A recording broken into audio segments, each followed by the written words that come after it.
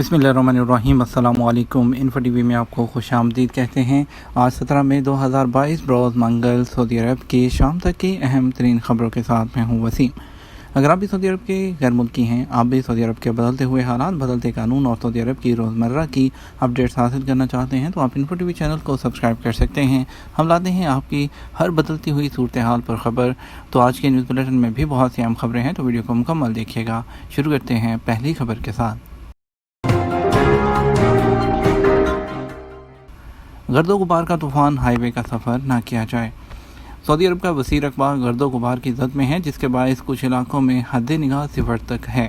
सबक वेबसाइट के मुताबिक वजारत ट्रांसपोर्ट ने हाईवे के मुसाफिरों को तूफ़ान से खबरदार किया है। वजारत ने कहा, मदीना मुनव्वरा कसीम हाईवे का सफ़र इंतहाई ख़तरनाक हो सकता है, जहाँ तूफ़ान की वजह से हद निगाह 0 है। इसके अलावा महकमा मौसमियात ने रियाद, कसीम, मदीना, हाइल और मशरक़ी रीजन के रहायशियों को तूफ़ान से खबरदार किया है। महकमे ने कहा कि रियाद के कुछ इलाकों में हद निगाह इंतहाई मुतासिर है, जबकि कुछ इलाकों में 0 के करीब है। मदीना मुनव्वरा के हवाले से महकमे ने कहा कि खुले और मैदानी इलाके में गर्दो गुबार के तूफ़ान की शिद्दत ज़्यादा होगी। मदीना मुनव्वरा शहर के अलावा अल-हनाकिया, अल-महद और खैबर में मतला गबर आलूद रहेगा, जबकि तेज़ हवा चलेगी। उधर माहिर मौसमियात अब्दुल अजीज़ अल हुसैनी ने कहा कि गर्दो गुबार के तूफ़ान के बायस रियाद और मशरक़ी रीजन सबसे ज़्यादा मुतासिर होंगे। सियामी बच्चों को अलहदा करने के कामयाब ऑपरेशन के बाद एक बच्चा चल बसा। सऊदी अरब में रियाद के किंग अब्दुल्ला स्पेशलिस्ट अस्पताल में यमन के सियामी बच्चों को अलहदा करने के कामयाब ऑपरेशन के बाद एक बच्चा चल बसा।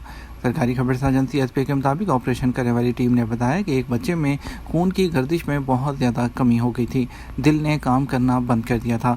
डॉक्टरों का कहना है कि सियामी बच्चों के ऑपरेशन के दौरान मुश्किलात पेश आईं और कई चैलेंजेस का सामना करना पड़ा था। ऑपरेशन के बाद एक बच्चे की हालत नाजुक होगी, उसे आईसीयू के शोबे में रखा गया था।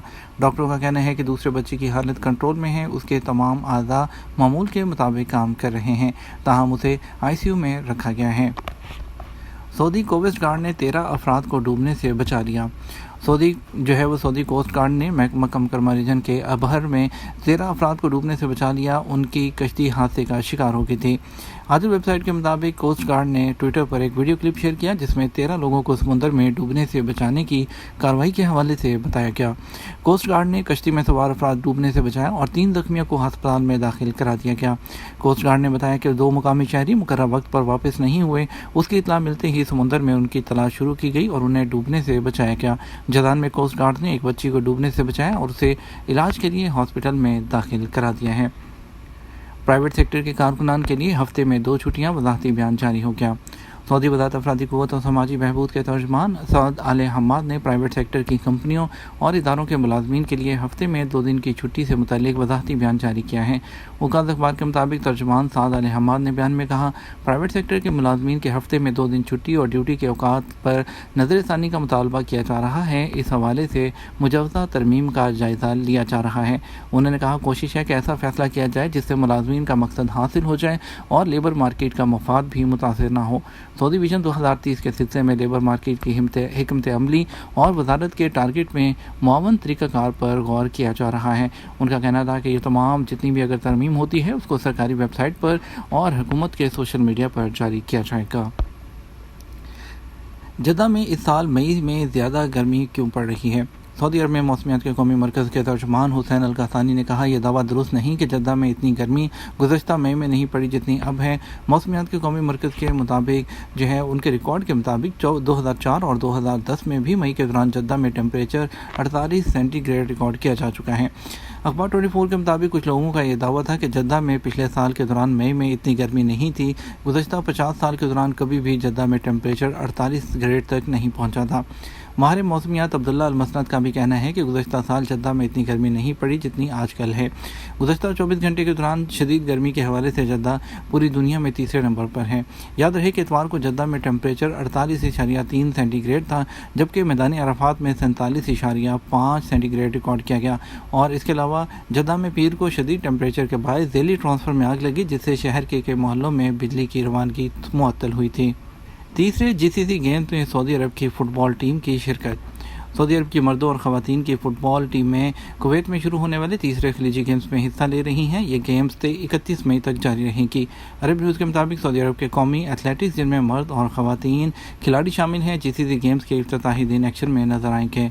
عبداللہ ابکر 100 میٹر کی دوڑ کے لیے کوالیفائر میں شامل ہوں گے، جبکہ یوسف مسراحی، مازن الیاسین اور محمد داؤد 400 میٹر کی دوڑ میں کوالیفائر کے طور پر حصہ لیں گے۔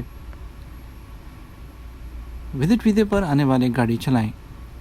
سعودی عرب نے وزٹ ویزے پر آنے والوں کے لیے وسیع البنیاد سہولتوں کا اعلان کر رکھا ہے، جس میں انٹرنیشنل ڈرائیونگ لائسنس پر سعودی عرب میں گاڑی چلانے کی اجازت بھی شامل ہوتی ہے۔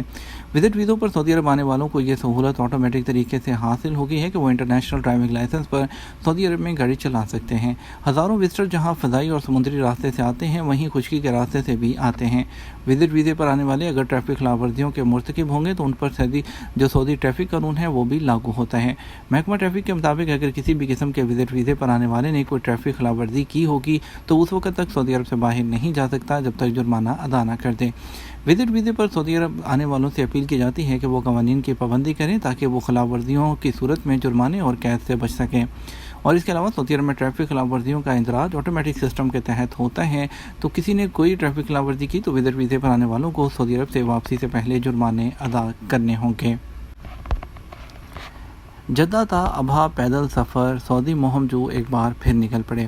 سعودی مہم جو نائب شکری ایک بار پھر متحرک ہو گئے۔ فروغ سیاحت مشن کے تحت وہ جدہ سے ابہا تک پیدل پہنچیں گے۔ شہروں کا درمیانی فاصلہ 800 کلومیٹر ہے، جس کو وہ 35 دن میں طے کریں گے۔